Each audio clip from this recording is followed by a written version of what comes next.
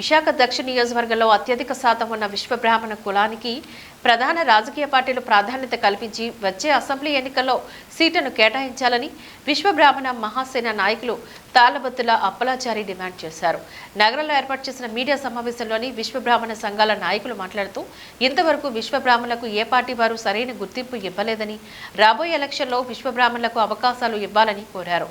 ఆంధ్రప్రదేశ్లో 24 లక్షల మంది విశ్వబ్రాహ్మణులు ఉన్నారని వెల్లడించారు.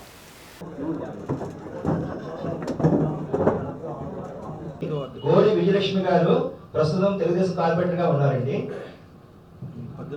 నెక్స్ట్ 18వ వార్డు నుంచి కేరళ సత్యనారాయణ గారు, ఇద్దరు విశ్వ బ్రాహ్మణ సభ్యులే. ప్రస్తుతం వాళ్ళిద్దరు కూడా సౌత్ కాన్స్టిట్యూన్సీ నుంచి వచ్చేస్తున్నారు. చేతులు పైకెత్తండి.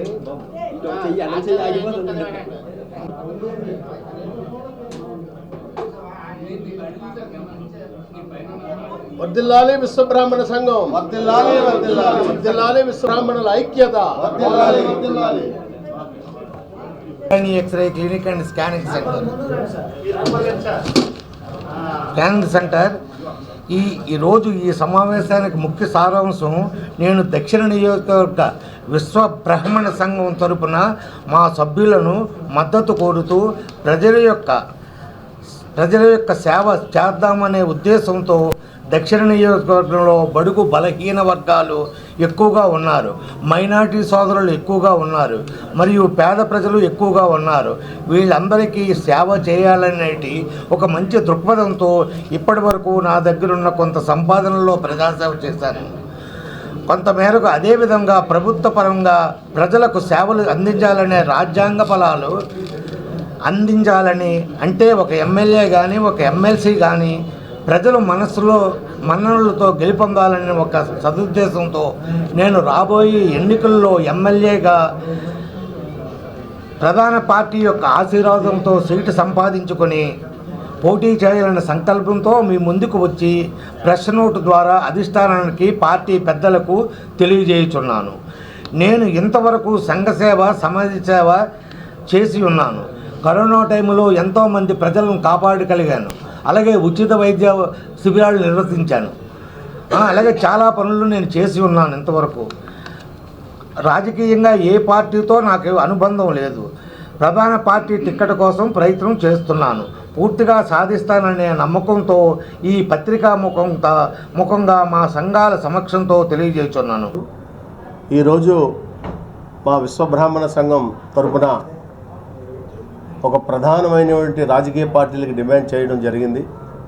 అదేమిటంటే, మాలో గత ప్రభుత్వం ఏదైతే ఉందో విశ్వబ్రాహ్మణులకు ఒక ఎమ్మెల్సీగా ఎమ్మెల్యేగా ఇస్తామని మాటిచ్చి మాట తప్పారు.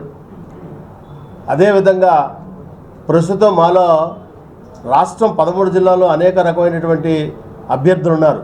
అంటే అర్హులైనటువంటి అభ్యర్థులు, ఎమ్మెల్యేగా ఎమ్మెల్సీగా ఉన్నటువంటి అభ్యర్థులు. అందులో ప్రధానంగా విశాఖ దక్షిణ నియోజకవర్గం నుంచి మా కుల సంఘీయులు ఎక్కువ శాతంలో ఉన్నారు. ఉద్యోగస్తులు కానీ, వ్యాపారస్తులు కానీ, స్వర్ణకారులు కానీ, విశ్వబ్రాహ్మణులు కానీ, వీళ్ళందరూ కూడా విశ్వబ్రాహ్మణ కుల సంఘానికి సంబంధించినటువంటి సుమారు 10,000 పైచిలకు ఉన్నటువంటి కుటుంబాలు ఉన్నాయి. అంటే ఓటర్స్ ఉన్నారు. వీళ్ళందరూ కూడా 2004 నుంచి కూడా మేము ఎంతో డిమాండ్ చేస్తూ ఉన్నాం.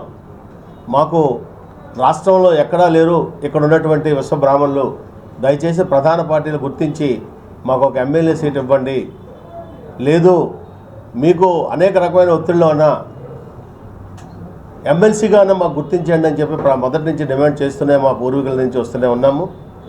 అందులో భాగంగా సార్వత్రిక ఎన్నికలు రావడం, మా డిమాండ్లు వారు పరిగణలో తీసుకోవడం, తప్పకుండా మీకు చేస్తానడం అనేటువంటి విషయం అది ఒక సర్వసాధారణం అయిపోయింది. అయితే మేము కుర్చీలు చేయడం కానీ, స్వర్ణకారులకి బంగారం చేయడం కానీ, ఆ వృత్తుల్లో చేసుకోవడం కనిపిస్తుంది కానీ రాజకీయంగా ఎటువంటి హోదా మాకు కనిపించలేదు. ఎవరు కూడా రాజకీయంగా గత ప్రభుత్వం ఇప్పుడు నడుస్తున్న ప్రభుత్వం ఎమ్మెల్సీ ఇస్తుందని హామీ ఇచ్చారు, కానీ ఇంతవరకు చేయలేదు. కాబట్టి ఇవాళ రాజకీయంగా మేము పోటీ చేస్తామని మా తాళ్లబత్తుల ఆచార్య గారు ఇవాళ ముందుకు వచ్చారు.